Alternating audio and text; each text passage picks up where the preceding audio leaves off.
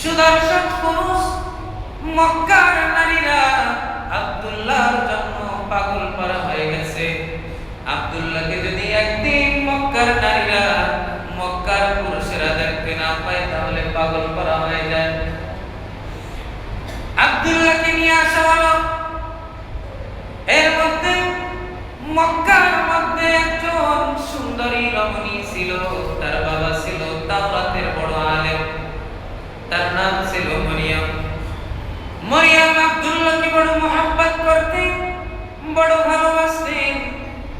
মরিয়ম ৮০ জন নারীকে নিয়ে, ঢাল তলোয়ার নিয়ে মক্কার অলিতে গলিতে সমস্ত নারীদেরকে নিয়ে কাবা চত্বরে হাজির হয়ে গেলেন।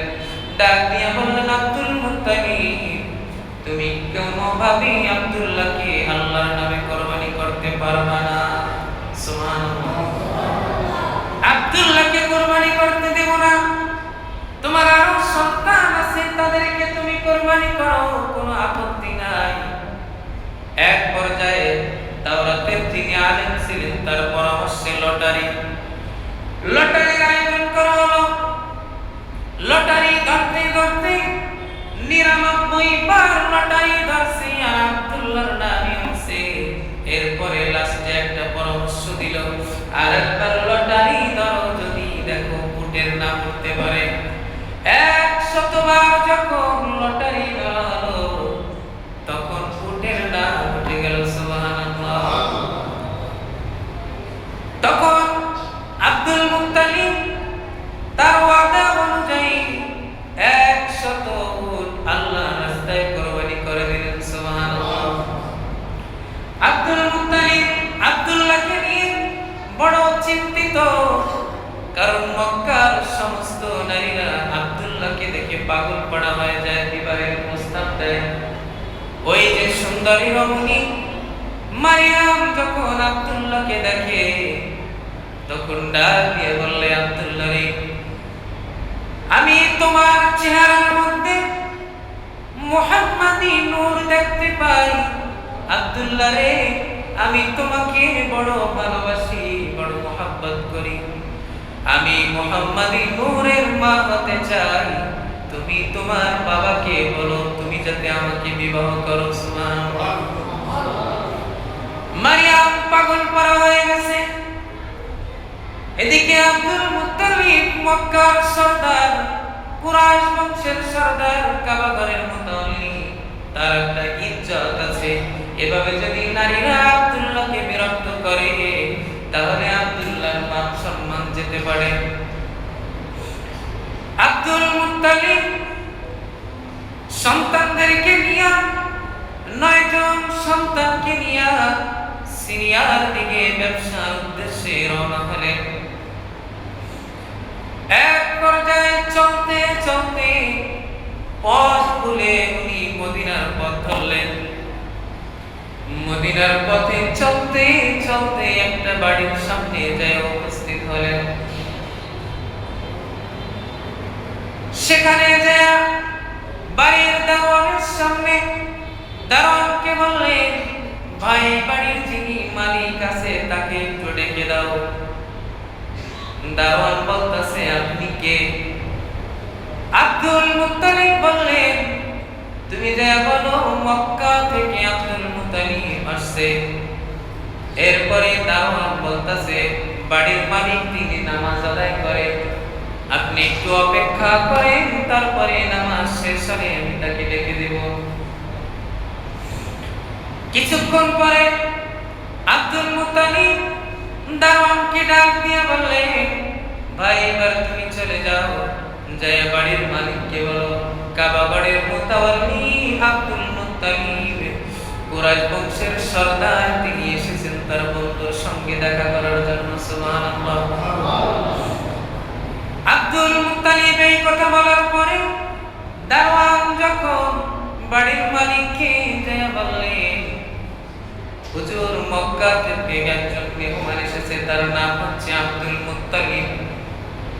এই কথা শোনার সঙ্গে সঙ্গে বাড়ির মালিক দৌড়াইয়া চলে আসলো আর বলতেছে যে আব্দুল মুত্তালিবকে দাওয়াত দিয়ে আনা যায় না, সেই আব্দুল মুত্তালিব আজকে আমার বাড়ির সামনে আসছে, আমার কত সৌভাগ্য। সুবহানাল্লাহ। আব্দুল মুত্তালিবকে বাড়ির মধ্যে নিয়ে যাওয়া হলো। দুইজন আলাপ আলোচনা করতেছে।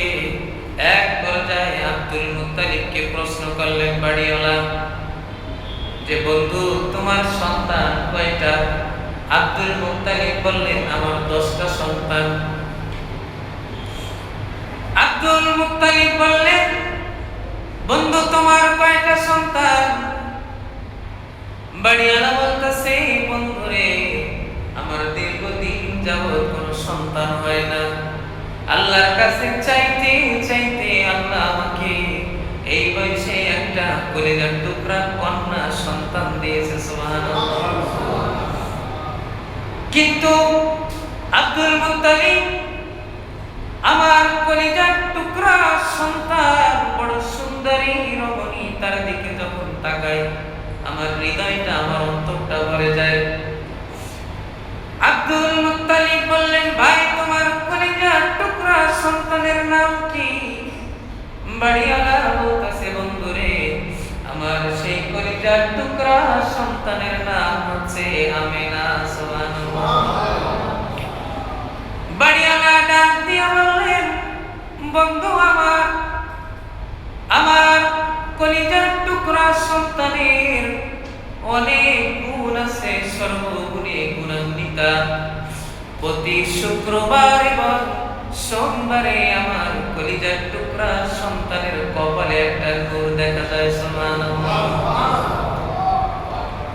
আব্দুল মুত্তালিব মনে মনে কয়, বাইরে আমি খুঁজতেছি, বন্ধুরে তুমি তোমার কলিজার টুকরা সন্তানটাকে একটু আমার সামনে নিয়ে আসো, আমি দেখি। বাড়িওয়ালা ডাক দিয়ে বললেন, বন্ধুরে আমার যে কলিজার টুকরা সন্তান তিনি কোনোদিন কোনো পুরুষের সামনে যায় না। আব্দুল মুত্তালিব বলতেছে, আমার সামনেও কি আসবে না? কয় না। আব্দুল মুত্তালিব বাড়িওয়ালাকে বললেন, বন্ধুরে তুমি তোমার কলিজার টুকরা সন্তানের কাছে যাও, আর যে তাকে বলো মক্কা থেকে আব্দুল মুত্তালিব এসেছে তোমাকে একটু দেখার জন্য। সুবহানাল্লাহ। এই কথা বলার সঙ্গে সঙ্গে কলিজার টুকরা সন্তান মা আমিনা ডাক দিয়ে বললেন, বাবারে তুমি কার কথা বলতেছো? মক্কা থেকে আব্দুল মুত্তালিব এসেছেন। কয় তুমি কিভাবে জানো? কয় বাবা তুমি জানো না, আমি কতদিন দীর্ঘদিন যাবত ওই কাবাগরের মুতাওয়াল্লি আব্দুল মুত্তালিবকে আমি স্বপ্নে দেখেছি। সুবহানাল্লাহ। মেরাজি হয়ে গেলেন। আব্দুল মুত্তালিবের সামনে আসার পরে আব্দুল মুত্তালিব চোখের পানি ফেলাইতেছে আর ওখানে কাঁদতেছে। হযরতে আমিনার কপালের দিকে তাকায়া দেখে হযরতে আমিনার কপালের মধ্যে মুহাম্মাদি নূর দেখা যায়। সুবহানাল্লাহ। আব্দুল মুত্তালিব মনে মনে চিন্তা করলো, আমি এই সন্তানকে আমি আমার মা বানিয়ে, আমার পুত্রবধূ বানিয়ে এখান থেকে নিয়ে যাব। সুবহানাল্লাহ। বন্ধুকে বললে, বন্ধুরে তোমার তো কলিজার টুকরা সন্তান বড় সুন্দরী রমণী, মায়াবতী, গুণবতী, তুমি আমার সাথে আত্মীয়তা করবানি। বাড়িওয়ালা ডাক দিয়ে বললেন, বন্ধুরে আমার কলিজার টুকরা সন্তান বড় সুন্দরী, আর তোমার এই যে ছেলেগুলা নিয়ে আসেছো, কারো ঘাড় পাকা, কেউ বাদ, কেউ ছোট খাটো, কেউ মোটা, আমার এই সুন্দরী রমণী তোমার এই সন্তানের মধ্যে কারো কাছে আমি বিবাহ দেব না, কারণ আমার একটা মাত্র সন্তান। আমি চাই আমার মেয়ে যার কাছে তুলে দেব সেও আমার কলিজার টুকরা সন্তানের মতো সুদর্শন হতে হবে।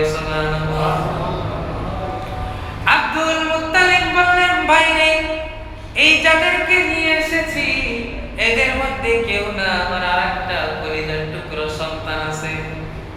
বাড়িওয়ালা ডাক দিয়ে বললেন, বন্ধুরে, এই ছেলেদের অবস্থা দেখে আমি অনুমান করে নিয়েছি তোমার ওই বাড়ির ছেলেটি কত সুন্দর হবে, সেটা আমার বোঝা হয়ে গেছে। আব্দুল মুত্তালিব ডাক দিয়ে বললেন, বন্ধুরে, তোমার কলিজার টুকরা সন্তানের কপালের মধ্যে যেভাবে প্রতি শুক্রবার সোমবারে মোহাম্মদী নূর দেখা যায়, আমার কলিজার টুকরা সন্তানের কপালের মধ্যে শুক্রবার এবং সোমবারে মোহাম্মদী নূর দেখা যায়। তুমি যাই বলো, আমি এখান থেকে তোমার এই কলিজার টুকরা সন্তানকে আমার পুত্রবধূ বানাবো, তারপরে এখান থেকে যাব। এক পর্যায়ে বাড়িওয়ালা রাজি হয়ে গেলেন, ঠিক আছে, তোমার সন্তানকে নিয়ে আসো, আমি আগে দেখবো, তারপরে আমার ভালো লাগলে, পছন্দ হলে আমার এই কলিজার টুকরা সন্তানকে বিবাহ দেব। আব্দুল মুত্তালিব সঙ্গে সঙ্গে সন্তানদেরকে বললেন, যাও তোমরা আমার কলিজার টুকরা সন্তান আব্দুল্লাহকে নিয়ে আসো, তাকে সাজায়া পরাইয়া শেরওয়ানি পরাইয়া সুন্দরভাবে বর সাজাইয়া নিয়ে আসো। সুবহানাল্লাহ। কলিজার টুকরা সন্তানেরা সঙ্গে সঙ্গে মক্কার দিকে রওনা হলেন। আব্দুল্লাহকে সুন্দর শেরওয়ানি পরাইয়া বিয়ার সাজে সাজাইয়া তাকে হযরতে আমিনার বাড়িতে নিয়ে আসলেন। সুবহানাল্লাহ। যখন আব্দুল্লাহ আমিনার বাড়িতে ঢুকলেন, ঢোকার সঙ্গে সঙ্গে মেয়ের বাবা যখন আব্দুল্লাহর চেহারার দিকে তাকাইলেন, চেহারার দিকে তাকায়া একটা চিৎকার মারলেন আর বলতেছে, বন্ধুরে, আমি তোমার এই কলিজার টুকরা সন্তানকে দীর্ঘদিন যাবৎ স্বপ্নে দেখতেছি। সুবহানাল্লাহ। যার কারণে আমি তোমার প্রস্তাবে রাজি হই নাই, কারণ আমার বুঝতে হবে আমি যাকে স্বপ্নে দেখেছি, যার কপালের মধ্যে মোহাম্মদী নূর দেখেছি, ওই নূর যদি হয় তাহলে আমার সন্তানকে বিবাহ দেব। বিবাহের আয়োজন করলো, বিবাহ সম্পন্ন হয়ে গেল। এক পর্যায়ে আব্দুল মুত্তালিব কলিজার টুকরা সন্তান এবং পুত্রবধূকে নিয়ে মক্কায় চলে আসলেন। এদিকে মক্কার নারীরা, ওই যে মারিয়াম পাগল পারা হয়ে গেছে, আব্দুল্লাহ কোথায় গেল? মক্কার অলিতে গলিতে সমস্ত জায়গায় আব্দুল্লাহকে খুঁজে কোথাও আব্দুল্লাহকে পায় না, পাগল পাড়া হয়ে গেছে। এক সপ্তাহ পরে খুঁজতে খুঁজতে আব্দুল্লাহকে দূর থেকে দেখলেন। আব্দুল্লাহকে দেখার পরে একটা চিৎকার মারলেন। মারিয়াম এক চিৎকারে বেহুশ হয়ে পড়ে গেলেন। কিছুক্ষণ পরে হুঁশ হল। হুঁশ আসার পরে ডাক দিয়ে বললেন, আব্দুল্লাহ রে, তুই এতদিন কোথায় ছিলি? তোকে খুঁজতে খুঁজতে আমি পাগল পারা হয়ে গেছি গো আব্দুল্লাহ। আব্দুল্লাহ কোনো কথা বলে না। এক পর্যায়ে মারিয়াম যখন আব্দুল্লাহর চেহারার দিকে তাকাইলেন, চেহারার দিকে তাকাইয়া আবার একটা চিৎকার মারলেন আব্দুল্লাহ বলে, সঙ্গে সঙ্গে মারিয়াম বেহুশ হয়ে গেলেন। আবার যখন মারিয়ামের হুঁশ ফিরল, হুঁশ ফেরার পরে ডাক দিয়ে বললেন, আব্দুল্লাহ রে, তুই কি বিবাহ বন্ধন আবদ্ধ হয়েছিস? খোদার কসম, আব্দুল্লাহ, তোর চেহারার মধ্যে আমি যে মুহাম্মাদী নূর দেখেছিলাম, আমি তোর চেহারার মধ্যে, তোর কপালের মধ্যে সেই মুহাম্মাদী নূর আর দেখতে পাচ্ছি না। আব্দুল্লাহ, তুই সত্যি করে বল, তুই কি বিবাহ করেছিস? কয়, হয় আমি বিবাহ করেছি। কয়, কোথায়? কয়, মদিনায়। কয় তোমার স্ত্রীর নাম কি? কয় আমিনা। মারিয়াম ডাক দিয়ে বললেন, আল্লাহর কসম করে বলি, খানায় কাবার কসম করে বলি, দুনিয়ায় বসে আমি বড় ইচ্ছা পোষণ করেছিলাম, আমার বড় আশা ছিল আমি ওই মুহাম্মাদি নূর, শেষ জামানার পয়গম্বর, আখিরি জামানার পয়গম্বর নবী মুহাম্মদুর রাসূলুল্লাহ সাল্লাল্লাহু আলাইহি ওয়াসাল্লামের মা হব।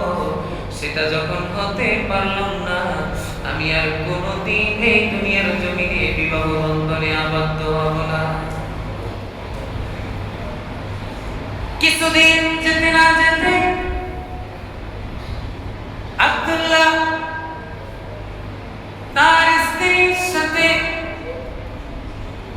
মেলামেশা করার পরে মুহাম্মাদি নূর যখন তার গৃহের মধ্যে যায়, 6 মাস হয়ে যায়। 6 মাস হয়ে যাওয়ার পরে আব্দুল্লাহ সিরিয়ায় ব্যবসার জন্য যায়, সেখানে অসুস্থ হয়ে পড়ে। মদিনায় আব্দুল্লাহ দুনিয়া থেকে বিদায় নেয়, তখন আমার আপনার নবী মায়ের গর্ভে 6 মাস বয়স। পরীক্ষা শুরু হয়ে গেছে। 6 মাস যখন গর্ভ, মা আমিনা পেটে সন্তান নিয়ে স্বামী হারায়া বড় চিন্তিত হয়ে গেছে। সন্তান ভূমিষ্ঠ হলে আমার এই সন্তানকে আমি কিভাবে লালন পালন করব? মা আমিনা যেখানে যায়, মদিনার অলিতে গলিতে যেখানে মা আমিনা হেঁটে যায়, সমস্ত পথ থেকে মিশক আম্বরের ঘ্রাণ হতে লাগে। সুবহানাল্লাহ। মদিনাবাসীরা, মক্কাবাসীরা আব্দুল মুত্তালিবের কাছে বলতে লাগলো, ও কাবাগরের মুতাওয়াল্লি, ও কুরাইশ বংশের সরদার, আপনার সন্তান দুনিয়া থেকে বিদায় হয়ে চলে গেছে, আর আপনার পুত্র বধূ সুগন্ধি লাগাইয়া মক্কার গলিতে গলিতে চলতেছে। আব্দুল মুত্তালিবের মনটা একটু খারাপ হয়ে গেল। বাড়িতে যায়া স্ত্রীকে বলতেছে, তোমার পুত্রবধূ কি শুরু করছে? মাত্র কয়দিন হলো আমার সন্তান দুনিয়া থেকে বিদায় হয়ে গেল, আর পুত্রবধূ সুগন্ধি লাগাইয়া মক্কা গলিতে গলিতে হাঁটে। আব্দুল মুত্তালিবের স্ত্রী ডাক দিয়ে বললেন, প্রাণের স্বামী আমার, আমিও আপনাকে দীর্ঘদিন কিছুদিন যাবত একটা কথা বলবো বলবো ভাবতেছি, কিন্তু বলা হয় না। স্বামী আমার বৌমা যখন গোসল করে, গোসলখানা থেকে বের হয়, ওই গোসলখানা থেকে এমন ঘ্রাণ আসতে থাকে, আমি তো পাগল করা হয়ে যাই। সুবহানাল্লাহ। ও আমার স্বামী, শুধু তাই নয়, আমার পুত্র বধূ যেখান থেকে হেঁটে যায়, মিশক আম্বরের ঘ্রাণ হতে থাকে। শুধু তাই নয়, আমার পুত্র বধূ যদি মুখের থুতু ফেলায়, আর ওই থুতু থেকে মিশক আম্বরের ঘ্রাণ হতে থাকে।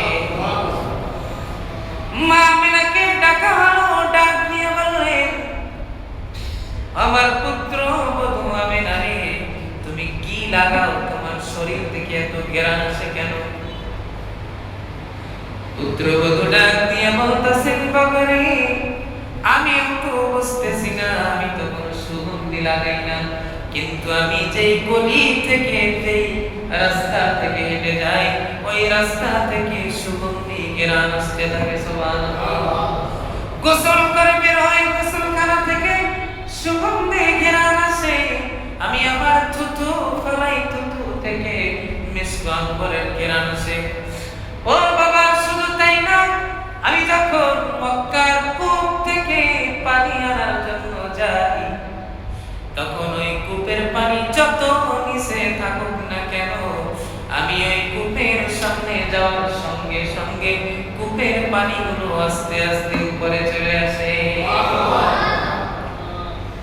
শুধু তাই নয়, আমি যখন মক্কা থেকে ওই কূপ থেকে পানি নিয়ে আমার বাড়ির দিকে রওনা হই, কেমন জানি দেখি আকাশের মেঘ আমাকে ছায়া দিতে থাকে। সুবহানাল্লাহ।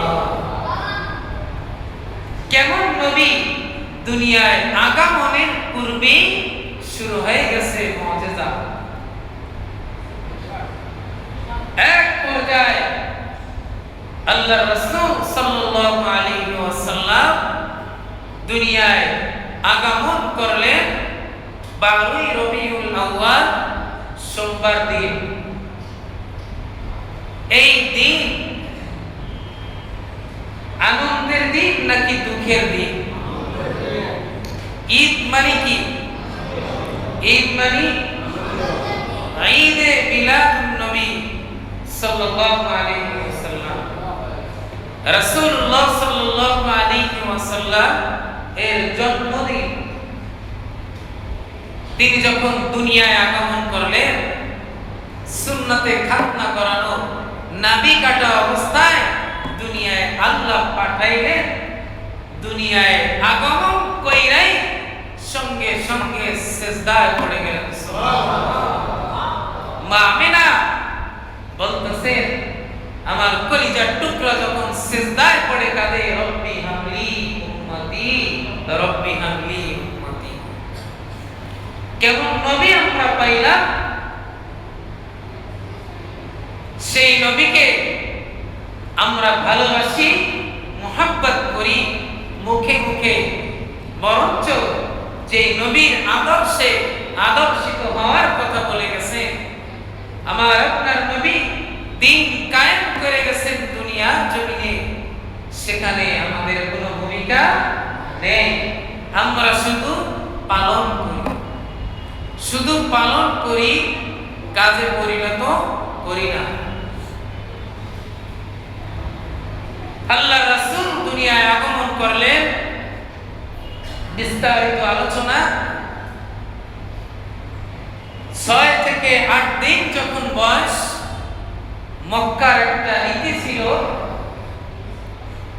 যখন সন্তান ভূমিষ্ঠ হয়, ওই সন্তানকে বিশুদ্ধ পানি, সুন্দর ব্যবহার, ভালো পরিবেশে লালন পালন করার জন্য তায়েফে ধাত্রীমার কাছে পাঠিয়ে দেওয়া হতো।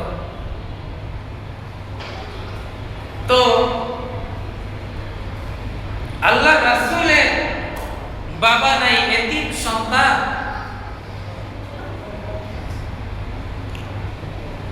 যাদের বাবা আছে, সম্পদ বেশি, এদেরকে তায়েফের নারীরা আগে আগে আয়েশা নিয়ে গেছে।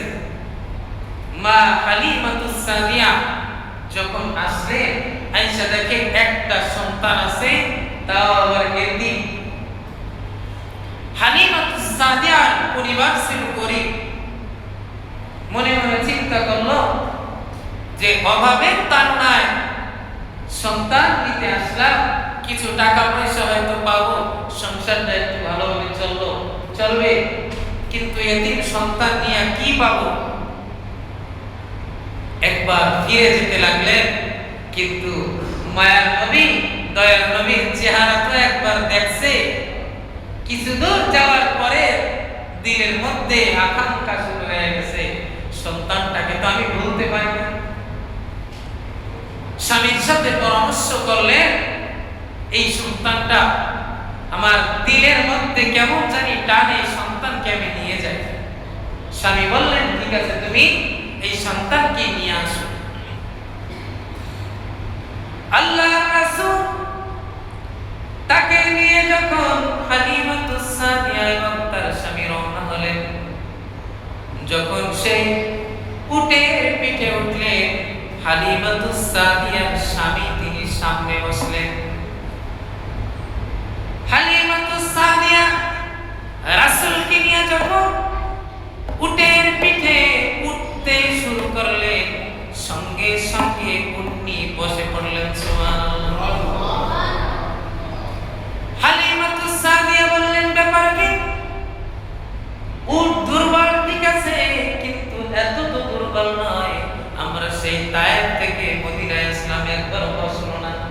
কিন্তু এই ছোট্ট 6 দিন 8 দিনের সন্তান এত ভারী যে উট সহ্য করতে পারে না। আবার হালিমাতুস সাদিয়া স্বামী যখন উটের পিঠে উঠলেন, হালিমাতুস সাদিয়া যখন রাসূলকে নিয়ে উটের পিঠে উঠতে লাগলেন, আবার বসে পড়লেন। হালিমাতুস সাদিয়া বুঝতে বাকি রইল না।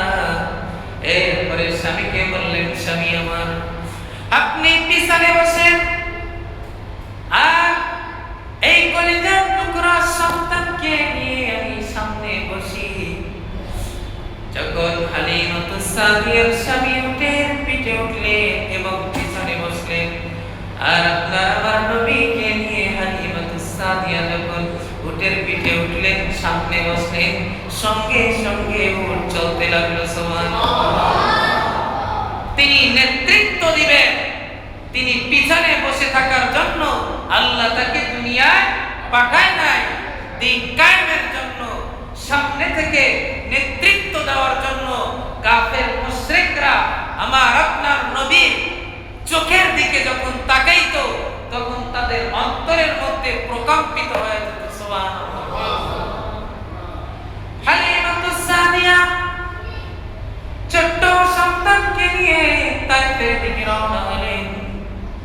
যে ছাগলগুলি বকরিগুলি ঘাস পেত না, দুধ হতো না,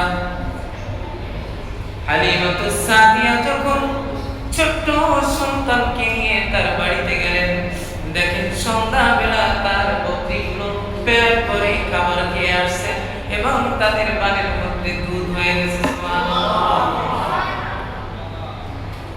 এক এক করে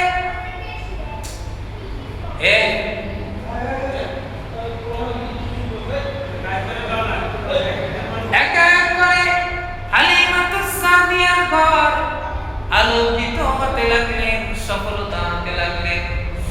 যে বকরি খাবার পায় না সেই বকরি খাবার পায়, যে বকরি দুধ দেয় না সেই বকরি দুধ দেয়, যেই জমিনে ফসল হয় না সেই জমিতে ফসল হয়। স্বামীর সাথে বলে, স্বামী আমার, এমন একটা সন্তান আল্লাহ আমাদেরকে মিলাইয়া দিয়েছে। এই সন্তান আমার ঘরে আসার পরে আমার ঘরটা রহমতে ভরপুর হয়ে গেছে। সুবহানাল্লাহ।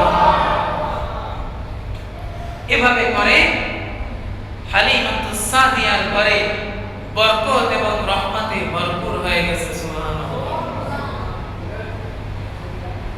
আল্লাহ রাসূল সাল্লাল্লাহু আলাইহি ওয়াসাল্লাম সেখানে থাকলেন 5 থেকে 6 বছর।